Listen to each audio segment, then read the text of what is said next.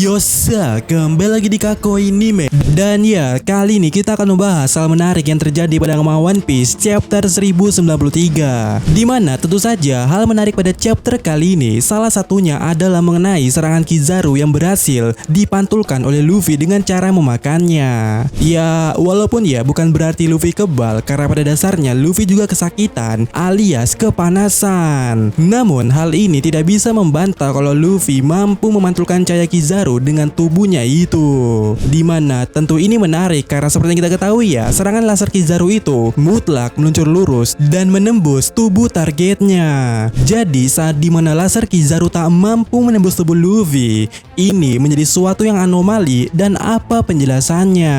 Nah, sebagian dari kita akan mengatakan dengan lantang kalau ini bagian daripada imajinasinya Luffy. Salah satu argumen terkait imajinasi Luffy itu adalah Luffy mengimajinasikan tubuhnya sebagai kaca atau menjadi kaca, dimana landasannya adalah pada chapter sebelumnya seorang Luffy aja mampu membuat kacamata. Tapi yang jadi pertanyaannya adalah Luffy tetap mengalami kesakitan atau kepanasan. Selain soal imajinasi menjadi cermin ataupun kaca, di satu sisi juga ada yang mengatakan atau berargumen kalau Luffy mengimajinasi tubuhnya menjadi total karet, sehingga apapun benda ataupun hal apapun itu tanpa terkecuali tidak dapat menembus tubuhnya Luffy. Dimana contohnya aja ya, pada waktu di Wano dahulu, Kaido memukul Luffy dengan gadanya yang tajam itu, Luffy tak tertembuskan, malahan tubuhnya yang melentur. Akan tetapi argumen ini menjadi tanda tanya lagi karena pada chapter 1093 kita menyaksikan seorang Luffy mengalami luka saat ditebas dengan pedangnya Kizaru. Sehingga di sini Mimin menarik beberapa kesimpulan dari chapter 1093 saat dimana Kizaru melawan Luffy.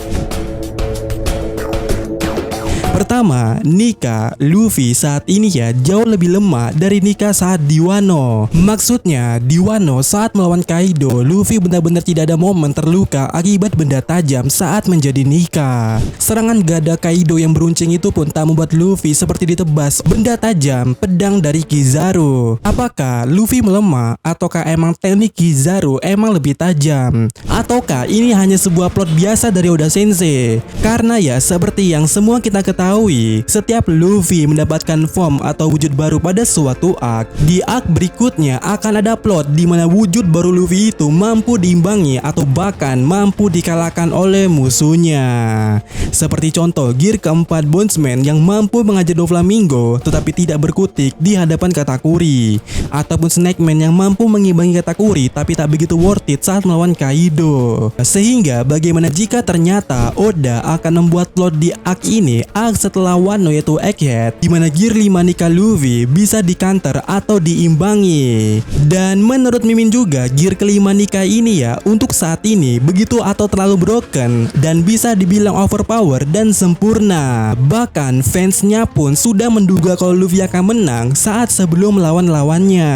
Karena ya kita tahu sejauh ini belum ada kelemahan yang berarti dari kemampuan Luffy itu dan siapapun yang bisa menghentikannya. Diajar Kaido waktu di Wano, Luffy tampak baik-baik saja. Kemudian pada chapter kemarin, Luffy mampu memantulkan cahaya Kizaru. Selain itu juga, Luffy bisa menjadi raksasa dan juga terkait imajinasinya yang mana tentu Boy Blast ini cukup sangat sempurna.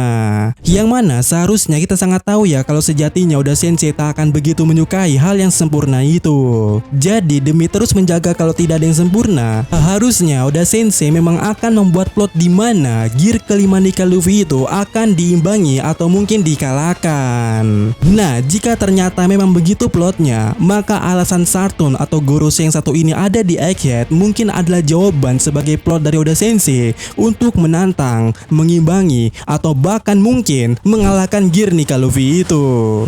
Dan plot ini pada dasarnya menarik karena jika Nika punya kelemahan atau ada cara menghentikannya dari Gorosei, maka setidaknya ada jawaban bagaimana Joy Boy pada masa lalu itu bisa dikalahkan dikalahkan oleh aliansinya Im Sama. Lantas jika ini yang akan terjadi pada arc kali ini, tentu saja alur yang terjadi pada Egghead nantinya tidak akan menjadi alur yang sangat ringkas, mengingat sudah 1 tahun sejak arc ini dimulai. Dan jika memang gear kelima Nika Luffy nantinya akan dihentikan di arc Egghead ini, setidaknya Sartun atau Gorosei Sartun akan bergerak dan akan memunculkan kekuatannya. Dimana terkait kekuatan daripada Sartun ini ya tidak ada yang tahu selain daripada siluetnya, dan itu pun ya kita tidak tahu mana yang Sartun, mana yang ini, ataupun mana yang botak Gorosei.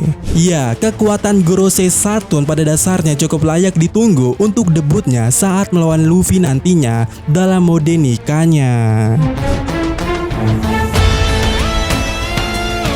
Kemudian selain plot Nika akan di-nerf, kesimpulan lainnya yang Mimin pikirkan terkait yang terjadi pada chapter 1093 adalah nampaknya Luffy belum mencapai fase Sun God. Yap, buah iblis Luffy ini dijelaskan oleh Gorosei adalah mythical Mito-Itonomi model Nika yang juga dikenal sebagai Sun God. Nah, melihat Luffy yang sejauh ini selalu mengalami kepanasan, sangat tidak make sense kalau julukannya adalah Dewa Matahari. Ya, masa matahari, kepanasan sama panas lainnya, yang mana itu tidak masuk akal. Dan itu pula lah yang menjadi alasan tampaknya seorang Luffy belum memasuki fase Sun God-nya. Nah, jika nantinya Gorosei mampu mengimbangi atau mengalahkan gear kelima Nika Luffy itu, ini juga bisa menjadi plot yang menarik. Luffy bisa saja masuk ke mode Sun God-nya, dan ya ini dia plot yang umum ya, yang sering digunakan oleh Oda Sensei. Saat dimana Luffy kesusahan, pasti akan ada plot armornya, dimana contohnya seperti saat dimana gear kedua Haki ataupun gear ketiga Luffy tak mampu melawan Doflamingo, muncullah kekuatan yang disebut sebagai gear keempat Bondsman. Ya, walaupun kita tahu ya kalau Bondsman sendiri sudah dilatih atau sudah ada sejak saat dimana Luffy berlatih semasa time skip bersama Relic. Selain itu, saat dimana gear Bondsman tak berkutik melawan Katakuri, maka muncullah Snakeman. Nah, jadi jika konsep itu ada lagi atau terjadi lagi, maka gear kelima mode Sun God yang sesungguhnya mungkin akan segera muncul saat dimana Gorosei nantinya berturun tindak melawan Luffy saat ini. Dan mungkin ini adalah clue kalau Luffy akan segera menjadi Sun God Nika, yang mana secara jelasnya ya kita juga menyaksikan Luffy seolah-olah seperti matahari pada panel itu. Dan ini adalah satu-satunya panel sejauh ini Luffy dalam mode Nikanya memiliki background matahari atau cahaya seperti matahari. Walaupun ya saat diperkenalkan sebagai Sun God Nika di Wano, tetapi background yang tampil adalah sebuah bulan.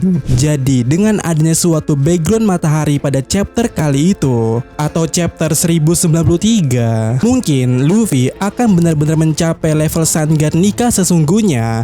Dan mungkin saja insiden yang mengejutkan terjadi di Egghead, yang mana mengejutkan seluruh dunia, itu mungkin adalah tewasnya salah satu Gorosei.